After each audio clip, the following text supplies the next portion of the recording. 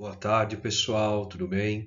Professor Bruno para mais um vídeo no canal História em 5 minutos. Sejam todos bem-vindos.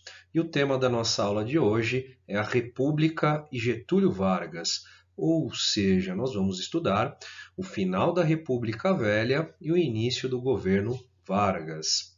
Habilidades do currículo paulista que nós vamos trabalhar. Caracterizar e compreender os ciclos da história republicana, identificando particularidades da história local e regional até 1954.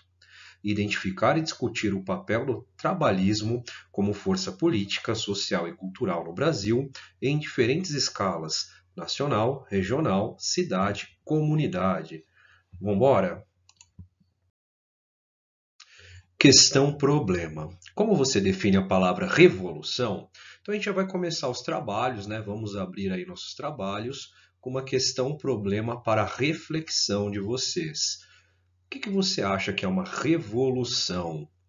Quem estiver acompanhando a aula pelo YouTube, deixe aí nos comentários. Quem estiver em sala de aula, pode colocar no caderno o que você acha que é revolução. Vamos lá?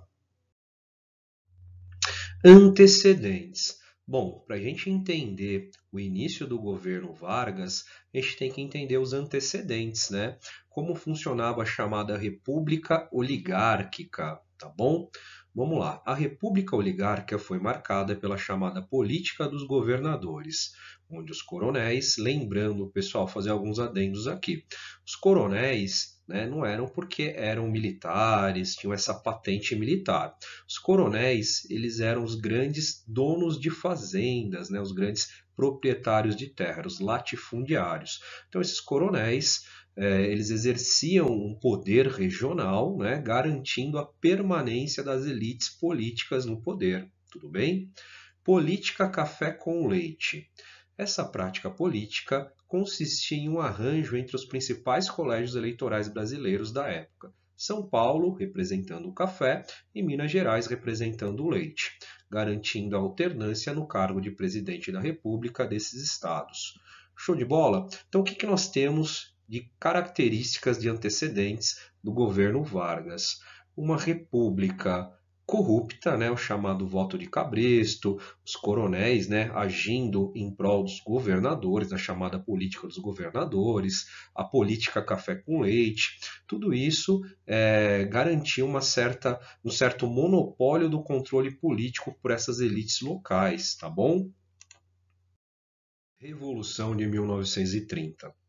Bom, pessoal, esse evento histórico é tão importante que ele marca o fim da República Velha, né? A ruptura aí da República Velha com um novo regime que o Vargas assume.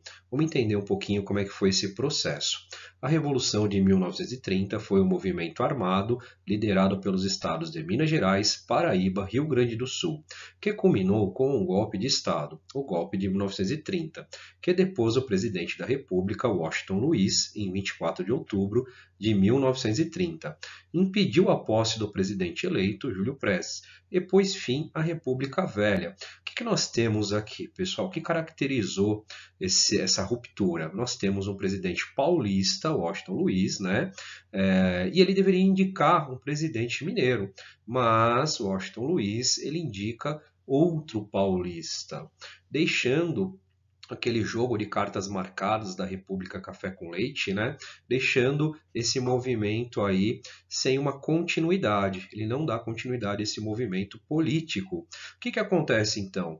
Então, nós temos aí o fim dessa república, né, essa política café com leite, e o fim da República Velha, marcadas pelo golpe de Estado encabeçado por Vargas. Posse de Getúlio Vargas. Bom, esse evento é bem conturbado, então a gente vai falar um pouquinho do contexto do cenário mundial. 1929, nós temos ali a quebra da Bolsa de Valores de Nova York.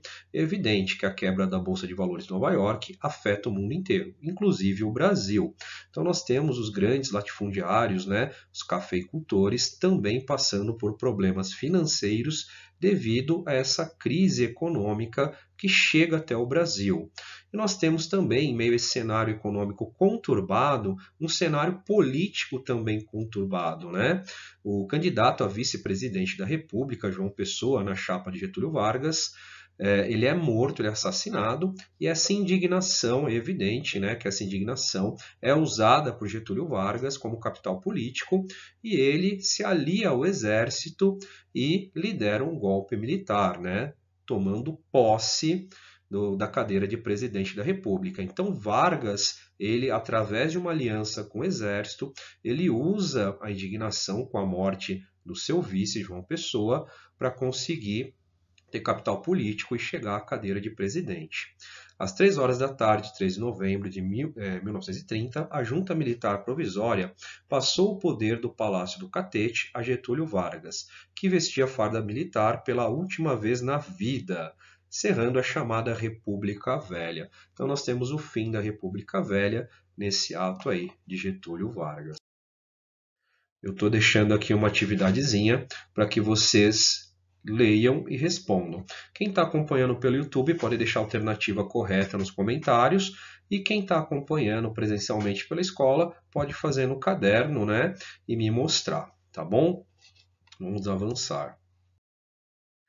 Obrigado por acompanhar o conteúdo. Fiquem de olho nas próximas aulas. Um abraço, professor Bruno.